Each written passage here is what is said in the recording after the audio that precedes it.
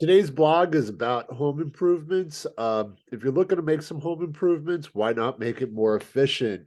This is often overlooked, but energy consumption is a growing concern, for several reasons for the environment, especially with the rising energy costs that's currently putting a lot of strain on household budgets.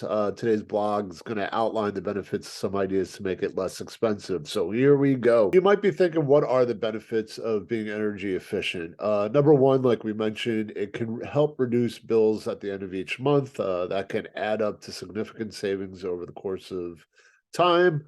Number two, it's essentially better for the environment, which will make you feel better as you're going to be reducing your carbon footprint. Number three, it really does provide a higher level of comfort for homeowners, keeping the temperature, having one of those systems where, you can keep the temperature. It doesn't matter what the temperature is outside, but you're going to be in the comfort of your own home.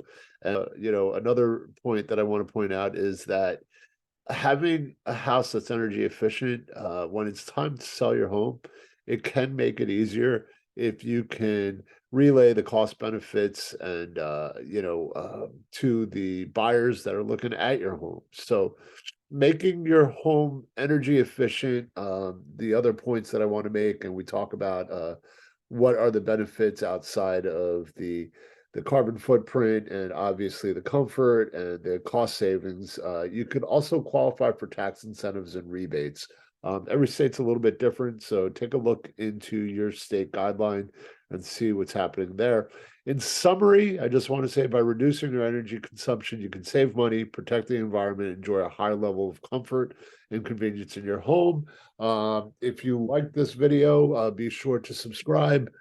Thank you for watching, and I'm Peter Cunha, New Jersey real estate giant, broker, owner of Open Doors Realty. Thanks so much.